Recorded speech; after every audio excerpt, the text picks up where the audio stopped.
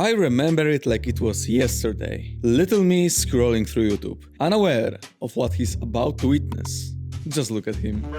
Like, what is this guy doing? There is no such thing as a portal leading to the sky?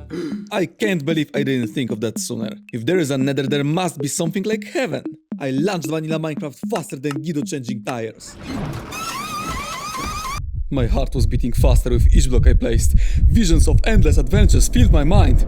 Ether, here I come! That day, like many of us, I experienced one of the biggest disappointments of my Minecraft career.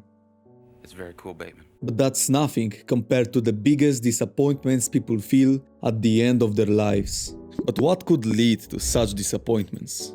Thanks to this woman, we know the answer. For years, she spoke to thousands of old and sick people who knew will die soon, asking them about any regrets they had or anything they would do differently if they could go back in time.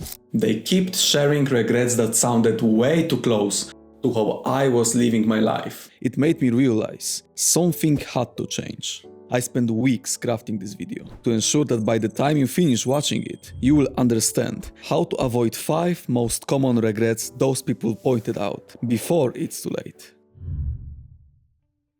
5th most common regret is I wish I had let myself be happier. The first thing to understand is that happiness is not something you should chase, because happiness is a choice. And to prove that, we need to start from the beginning. The environment we start in our lives greatly influences how we initially look at situations that happen to us. For example, if you spawn in poor family, you will value something that people spawned in rich family take for granted. In life, we tend to look at situations as white or black, while in fact, all situations are fundamentally neutral, and you are the one giving it meaning.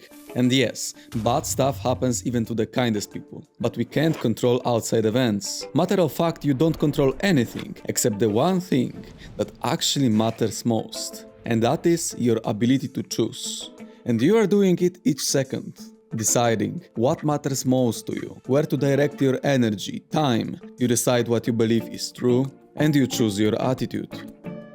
Between stimulus and response, there is a space. In that space is our power to choose our response. The question is, why we often feel that we can't control our response? To explain that, you need to understand that our brain is divided into 2 parts. First, the subconscious. Think of it like farms we create since early game. Whatever you sow here will grow, because the soil does not care what you planted. Repeating behaviors and beliefs will be executed here automatically. Second, the conscious. Responsible for planning, reasoning, adjusting old one. It's like our character in the game. The subconscious brain follows basic instructions. Find water, food, shelter, company, and comfort. Avoid spending energy on stuff we believe we don't need to increase all the above. The first step to change is always noticing certain thinking patterns appearing while experiencing different situations. Once you see that you talk to yourself negatively, it's no longer a habit or a tendency. It becomes a choice. Yes, I know it sounds crazy, but it's true. If you know you're believing in something, despite it not serving you, the real truth here is that it serves you really good in some way. If you really think about it, telling yourself, for example, that you can't grasp a given topic because you're just not smart enough gives immediate relief of having to put effort to learning this thing that you are capable of grasping, but requires from you energy, focus, and time. But your subconscious has no way of telling what future is, so it resorts to the only ways it knows worked in the past, to point you like a compass in direction it believes will benefit you the most at the present moment. That's why we often can choose to forget we can choose. It is your conscious brain's job to change outdated definitions of what is good for you. But these days we distract our conscious brain with too much information from the outside, and we spend most of energy thinking about what we could have done differently, or daydreaming about future. What's the solution? 2 things. First, meditation, which at first I thought had something to do with controlling your anger, and that it is something that takes years to master. But in reality, It is taking 5 minutes to sit quietly and noticing your thoughts. In meditation, you discover that your ego is nothing more than a combination of things you repeated to yourself over and over until it became what you think is real. Second, becoming grateful for what you already have. Your situation might feel bad, but as Charlie Chaplin said, life is a comedy in long view and a tragedy in close-up. And I could not agree more. Remember, in life you can be like fire, which by itself has no force and depends on its environment. Or you could be the one thing shaping environment and adapting. Now water can flow or it can crash. Speaking of crash, second regret is I wish I had the courage to express my feelings. When you close your eyes and calmly observe your thoughts, a strange question arises. Who is the one watching? In fact, you are like a person experiencing it, a true player behind a screen. When we play, we use keyboard and mouse to communicate clearly to our character where to go and what to do. But when it comes to our life, the only way we as observer can communicate is through feelings. Our emotions are like little lamps deep in our brain. They signal what we believe to be true about ourselves in any situation. They are positive if those beliefs align with what we want to be, and negative if they are not. Those beliefs stay hidden until we take a closer look at them, or life situations forces us to reflect on them. Here's the good news. If you have chosen your lifestyle even subconsciously, then it must be possible to choose it over again. How are you supposed to do that? When certain feelings arise, you have the opportunity to trace them back to what belief you must be holding on to generate those. So in order to do this well, you need to replace old belief with new ones, because we must believe in something. If you have a belief and you can't explain why you believe it, it's not yours. Keep digging, asking yourself simple why, until you get to the core belief. It is only when you hit the bedrock bottom, the only way it is up. If you, for example, feel the need to watch porn, it might suggest that you believe you have nothing better to do on top of believing you are unworthy of being loved. So you need to stop yourself for a second and think, how does that belief benefit you? Remember, your mind is always motivated by something and makes you think that alternative would be worst. The stronger the fear to change gets, that's when you know you're closest to changing. Sometimes actions we choose aim to avoid interpersonal relationships due to the fact that they come with discomfort of being judged. So we start to seek recognition. I think it's a real weakness to want to be liked. At the end of the day, whether you like it or not, you need to push through interior fear. Because as humans, we simply are a multiplayer creatures. And that's why the third most common regret of dying people is I wish I had stayed in touch with my old friends. Anyone who had their 2-week phase with friends will always choose that over playing solo. Every joy and sadness we feel comes with interacting with other people. Now imagine everyone disappearing.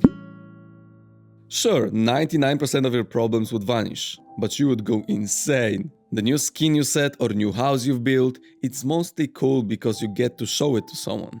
As we grow older, we start to see the world differently. There are bills to pay, goals to chase, and topics we are interested in. It's natural that to get to the end, we start to look for guidance, buy courses, seek mentors. It's important to be learning something every day, because you can craft only with what's in your equipment. Thanks to advices from our mentors and values we adopt, we are able to leap forward in life faster than trying to figure it out all by ourselves. And we learn to take risks, because we know roughly where we aim, but we never know exactly where life will lead us. In the process, we distance ourselves and forget to find the time for the people who have been with us since the beginning. Often, the day a blind man sees, the first thing he throws away is the stick that helped him his whole life. Or in our case, wooden pickaxe. The same idea applies to your parents. Greatest thing we can do in life is find the power to forgive. Even if they are ignorant of the way they live. When a spider bites you, you don't waste time chasing the spider. Focus on removing the poison. Which is more important, the journey or the destination? And the other replied, it's the company. Minecraft taught us that you can own a world and still be alone. Find a moment to do something for others. All truly strong people are kind. These days, feeling of loneliness, people want to cover with buying things, career, or food. And that's how we reach second most common disappointment. I wish I hadn't worked so hard. In life of every man comes a time when a turtle must leave his nest, I guess. But when exactly do we become an adult? Do we magically wake up one day and... It's time for me to start a family and acquire generational wealth. As we grow, we quickly learn that there are two types of laws. There are universal laws like gravity that we must obey. And then there are human-made rules. For example, in most countries, we become adults by turning 18. And it unlocks features like buying alcohol, rebel against school, and by the time we end working whole summer in warehouse, we have enough money to buy ourselves our first collection of atoms that enables us to get from point A to B faster. Does that settle it? Are we now mature? Hell nah. You might not have 7 lives like cats do, but you certainly have 2. And the second one begins when you realize you only have 1 and that no one is going to save you. And you need to take responsibility for building the life you want for you and the people you love. Minecraft really taught us that you have to go through hell to reach the end. As Charles Bukowski wrote, find what you love and let it kill you. Ultimately, you should be looking for the fortress, a place when you can work at something that actually matters to you. This type of work gives us sense of accomplishment. And combining this sense with wisdom we acquire from great minds will guide us through life automatically. For many, work feels like a painful means to survive. But same people who feel this way totally forget why we go to the job in the first place. And it should never be to impress other people with the things that money can buy. If you follow this path, it will lead you to most common regret people experience. I wish I had the courage to live a life true to myself, not the life others expected of me. In life, same as in Minecraft, we can be in 4 different modes. Let's go over the ones we don't want to be in first. Hardcore. It's like a stress mode. You constantly worry in the back of your mind. Early in life, you discover that if you do a certain things, you will be liked and get what you want more often. Those actions continue in your adult life. You think you need to be good at everything, and you hide what you did wrong. You are making assumptions and expect certain results. If I don't offend anyone, I will have easy life. It's like starting a game and never do the things that actually make the game exciting. And it is not even that you are so scared of dying, but of losing all the time you put into getting items you have already. Yet we are who we are because of problems we encounter and how we handle them. Peaceful, the comfort zone. Most people think they want to be in this mode, but in reality, it kills ability to think clearly, and it kills our ambitions. On peaceful mode, sure, you can't die from mobs and you can't die from hunger. Same way, by isolating yourself from people and constantly eating your emotions, you might think you're living a peaceful life. But let's be honest, at the end of the day, you feel empty inside. Comfort is the worst addiction. Creative mode is the real cheat code to life. You enter this mode when you know what your passions are and you act on them at any moment with highest energy possible. People don't have the patience to work on their business for 4 years, but they can work for someone for 40. Everything you see around you was built by people no smarter than you. Those people were just more excited. Try changing why do I have to do this to how exciting I have the opportunity to test myself. Discomfort is the mode we should strive to play on most of the time. We are not looking to run away to distractions. Neither we should be too concerned with expectations and opinions of others. So when people say, I don't know what I want, they really think, I don't know how to get what I want. And sometimes, even if they decide and start doing what they love, they can't immediately see results, so they turn back to old ways. People give up right before they get it. How long will you let yourself be locked in the prison of your emotions? Instead of telling yourself that living life you want is difficult, Try asking questions about how you want your life to really look like and deciding to pay the price of discomfort by taking actions which slowly but surely move you to becoming what you imagined. The best part is life changes to easy mode on itself as we are getting better gear. Simply by understanding ourselves, we are able to understand others. My brother, anticipate that after watching this video, you will be tempted again by peaceful mode, and when that feeling comes, just say to yourself, this is what I trained for. I stand my ground with pride, that not in some prophesized future, but right now, I am choosing to be the kind of person who is not a slave to his impulses. We don't choose where we spawn, but we definitely decide where we end up. 20 years from now, you will be more disappointed by the things that you didn't do than by the ones you did. You never know a value of a moment until it becomes a memory.